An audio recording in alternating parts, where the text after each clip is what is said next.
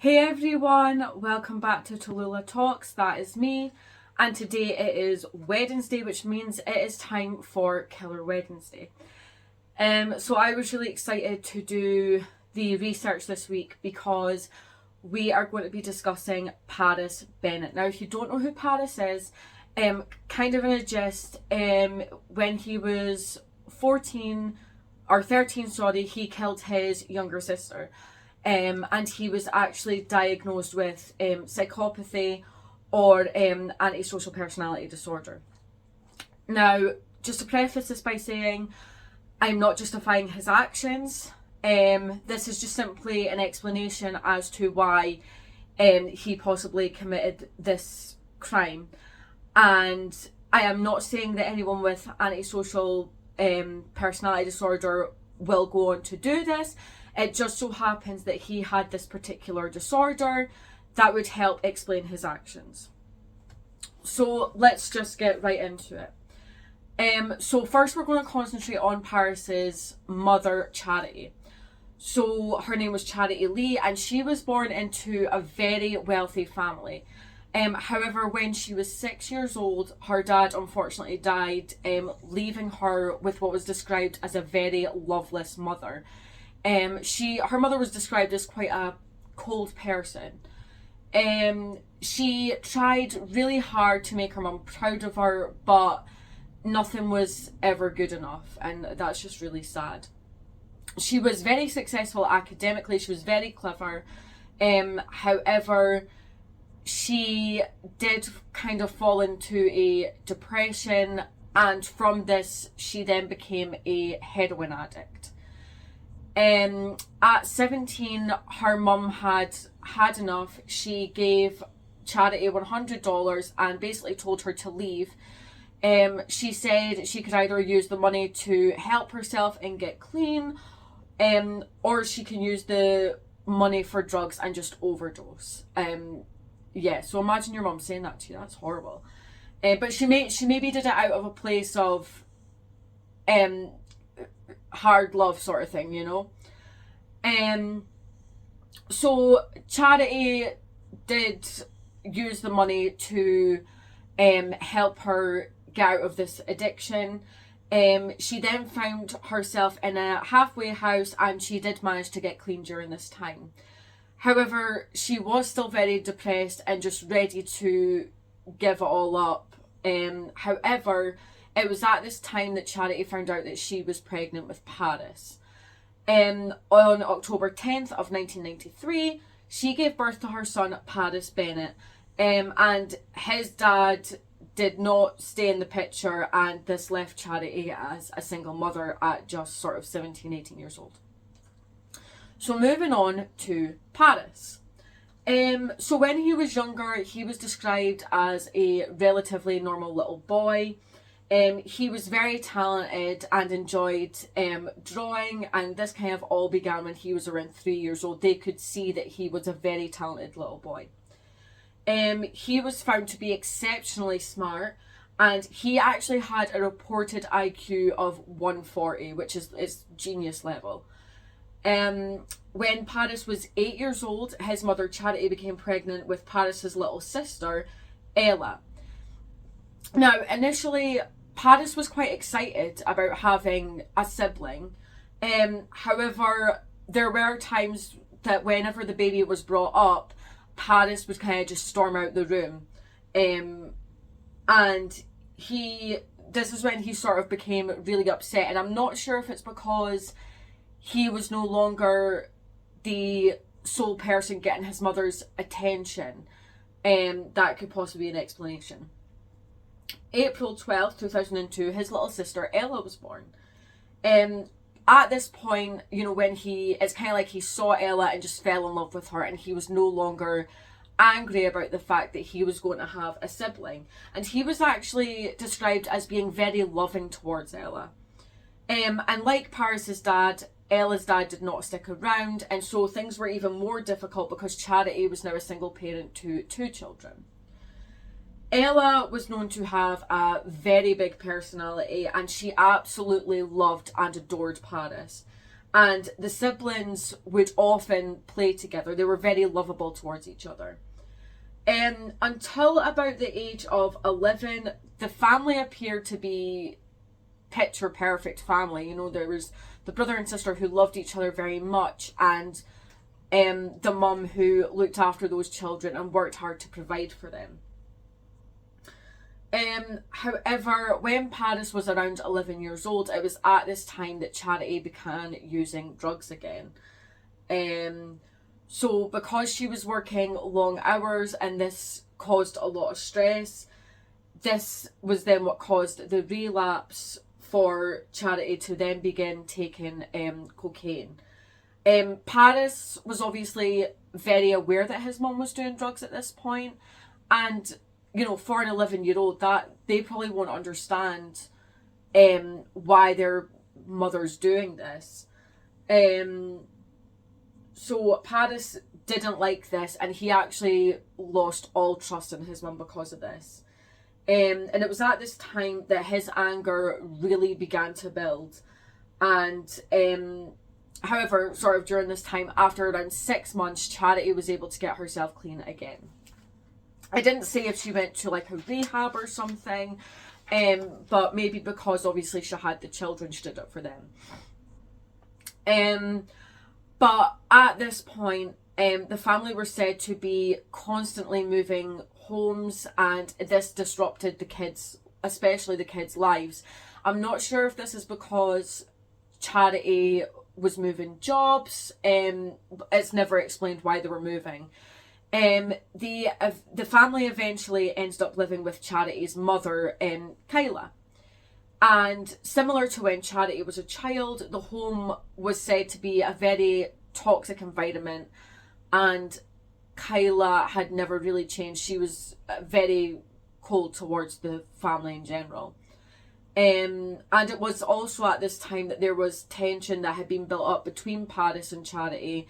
And at this point, Paris really began acting out. And I would say that this was kind of the beginning of the warning signs and the red flags as to what was to come later on in this case.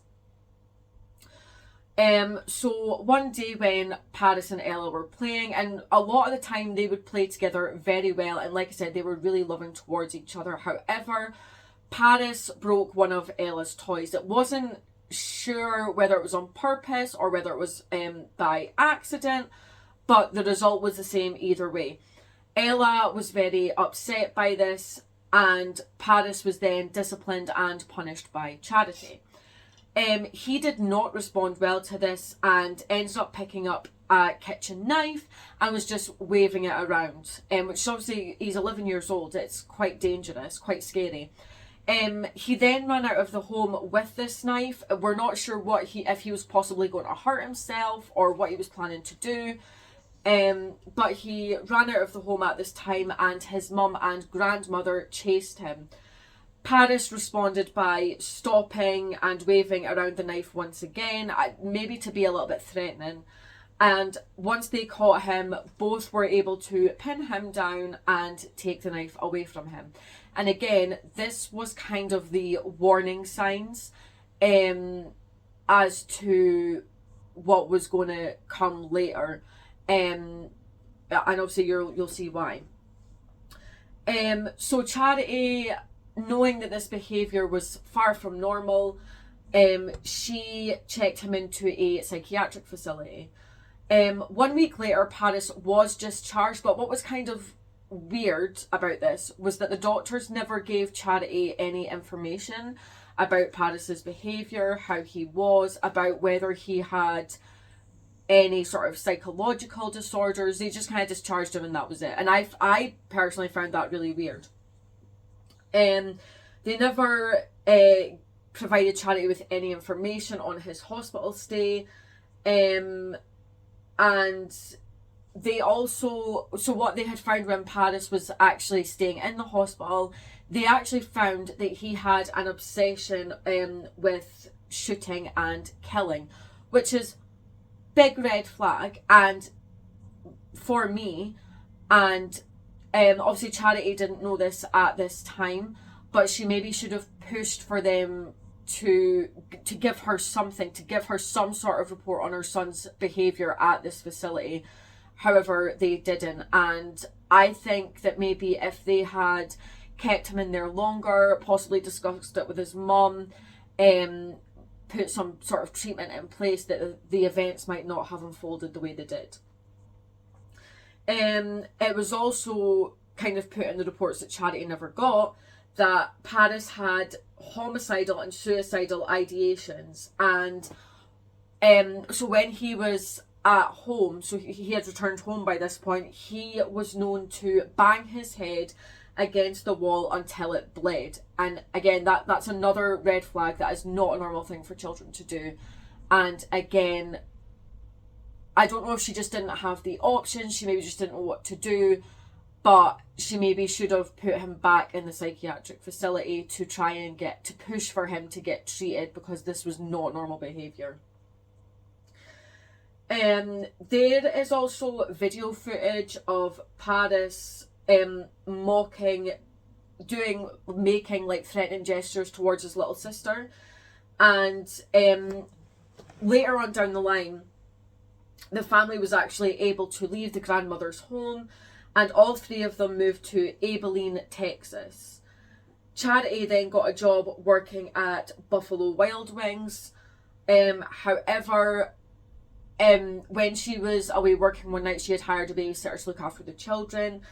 And this was February 4th, 2007. And this was when the events actually unfolded. So obviously going into the murder of his little sister. It was said to be a normal night for Charity at work, a normal night, what she thought was normal night for the children at home, because she thought the babysitter was still there. Police arrived, I don't know if it was at the home or at Charity's work, but they arrived at one of those two places at around 12:30 a.m. And it was the next morning that Charity was told that her daughter had been severely injured. Now, bearing in mind, the police did know that Ella was dead at this point.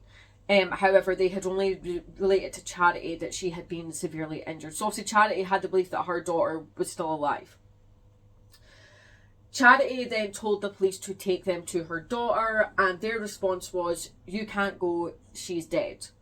Which is quite a harsh way to tell someone that their 4-year-old little girl has died. She then quickly asked about her son Paris, because obviously she didn't know what had happened at this point. She was worried for her son, and she was then told that he was being held by police. So she must have known at this point it was something to do with her son. So at the sort of beginning of the night, Charity had hired a babysitter to look after the children while she was at work. Paris was 13 at the time, and we're not sure how he did this. There's no record of the babysitter saying how he did this, or Paris saying how he did this, but he convinced the babysitter to leave the house. Whether he sort of said oh, mum will be home earlier than what she thought, we're not sure how the babysitter just left. This was kind of roughly 10 p.m. Paris then reportedly went to Ella's room and stabbed her a total of 17 times with a kitchen knife. Now, previously, like I said, there were red flags. He was known to take kitchen knives and wave them around, and he was known to act out in very aggressive and violent ways. At this point, he calmly called one of his friends from school, and after around 6 minutes, he then called 911. And I'm just kind of going to read out some of the dialogue that took place on this phone call. So, Paris, "I accidentally killed somebody." Operator, "You think you killed somebody?" Paris, "No, I know I did. I woke up and I was hallucinating." Operator, "You're hallucinating." Paris, "Yes, and I thought my sister was a demon and I killed her." Operator, "I want you to perform CPR, okay?" Paris, "No, I know for a fact she's definitely dead." There is more dialogue, and he eventually kind of then agreed to perform CPR, and he was counting the number of compressions with the operator on the phone while the police were heading towards the house. However, when police had then arrived on the scene, they could tell that there had been no attempt at CPR, and that Paris had just pretended for the operator. And in his mind, he probably thought that it was pointless because he knew that he had killed his little sister. When he was in the interview room with the police, Paris maintained the story that he was hallucinating that Ella was a demon. He had added that he had been sleeping next to Ella before waking up terrified. He claimed to see Ella covered in flames and claimed that she was laughing at him, which then provoked him to stab her. However, the police did not believe this story because he was found to be lying about the CPR that he relayed to the operator. They noted that he was trying to cry, but he was unsuccessful. An autopsy report showed that not only had Ella been stabbed, she had actually also been beaten and strangled. They also found Paris's semen in Ella's bed and in Paris's shorts that he was wearing at the time of the murder. I don't think it's known whether he raped his little sister before or after he killed her. I don't know if he's ever admitted to doing that. Investigators found that Paris had been watching violent porn, and remember, he is 13 years old.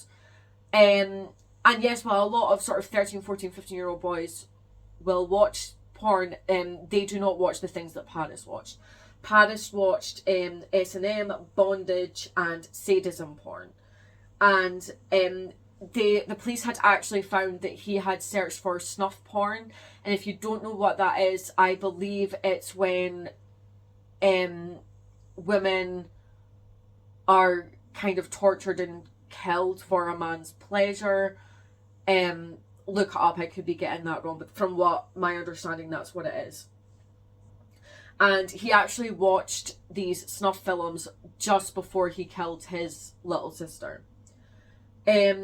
When Charity got to the police station, she then confronted her son, and his demeanour immediately changed, and he went quiet. And when he finally spoke, he said, this is a direct quote, "Well, it took you fucking long enough," end quote.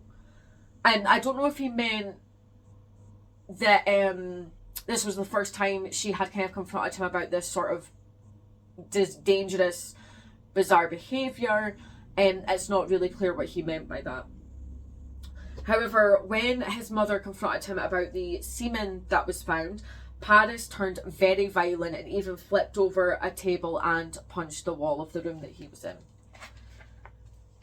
He later admitted that he had actually planned the attack on Ella. Again, not sure why he had planned this attack. It's not sure. Later on you'll find out, but we do know why he actually committed the murder. So he said that he not only wanted to kill, so he had this urge for killing, but he wanted his mum to suffer with a goal that he was basically taking both her children away from her. So obviously one of them in death, one of them in prison. And I think this hatred really stems from when his mum had gone back on drugs, when she had relapsed. So Paris obviously did confess, and he was found guilty of murder and sentenced to 40 years in prison. So moving on to the psychological analysis, because this was the bit that I found very, very interesting. And like I said, there were red flags, and Charity maybe kind of should have pushed for them to report on Paris's behaviour. I am not saying it's her fault that this happened. Absolutely not. This happened to her. But there were red flags, and professionals should have reported to Charity how he was behaving, and the fact that he was obsessing over committing homicide and things like that. So the psychologists involved in the case have stated that Paris is a psychopath, or has traits of a psychopath. However, you can't actually be diagnosed as a psychopath. The closest thing you can be diagnosed with is antisocial personality disorder. So a psychopath, in general terms, is considered to go hand in hand with sociopathy. And it's also actually said that when someone is diagnosed as this, and when they have this in them, they will never change. They will always have these thoughts, and they will just never not be a psychopath.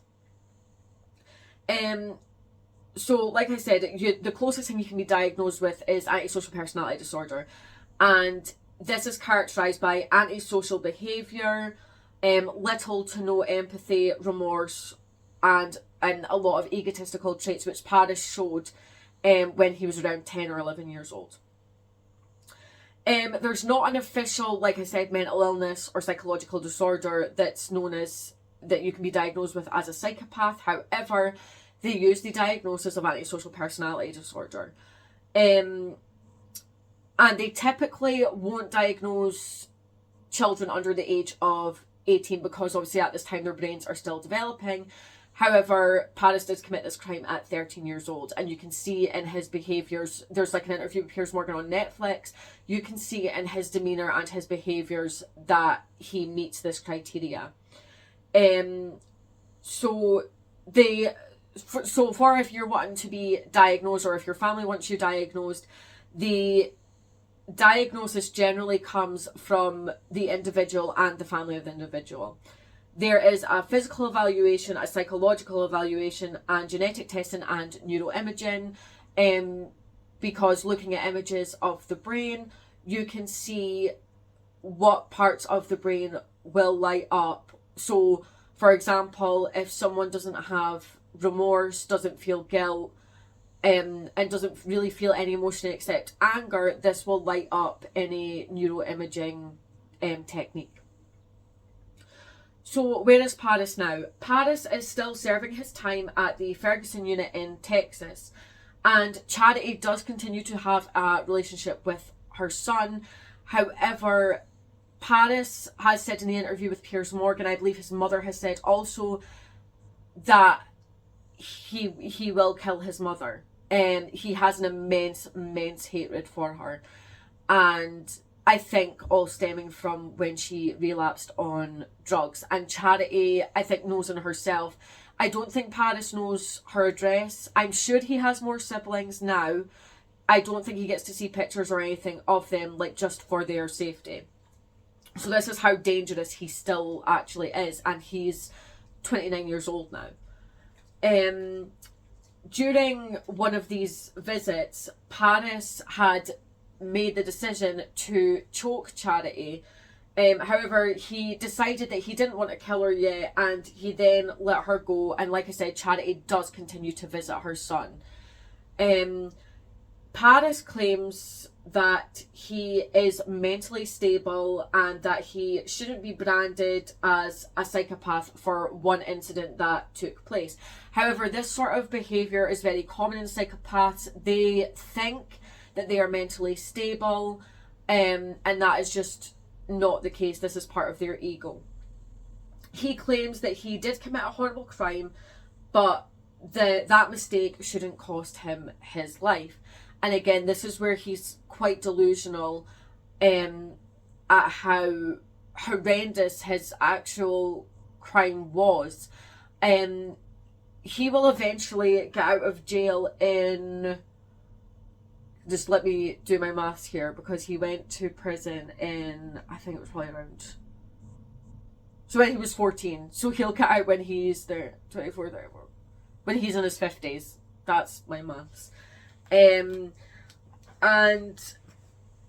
I don't think they'll ever let him out for good behaviour, because he is still a danger to society, in which, I mean, he still tried to injure and kill his mum while he was still in the prison. And like I said, I just found this really fascinating from a psychological perspective, and how Paris thinks that he is mentally stable, even though he did try and kill his mum on one of those occasions. And you can kind of see on the Piers Morgan interview that when he's speaking, he is very just, it's blank. It's kind of scary because there's just no emotion there whatsoever. I mean, could the mental health facility have done something more for him before this happened? It's my personal opinion, they could have. They should have told his mum what they had seen, what they had reported on Paris's behaviour, and then this might not have happened. So obviously currently Paris is still in prison and he'll be set to be released when he's in his mid-50s. I hope you enjoyed today's story as much as I did. And if this is the content you like, definitely hit that subscribe button, and I'll see you on Saturday for Saturday's Haunting Hour.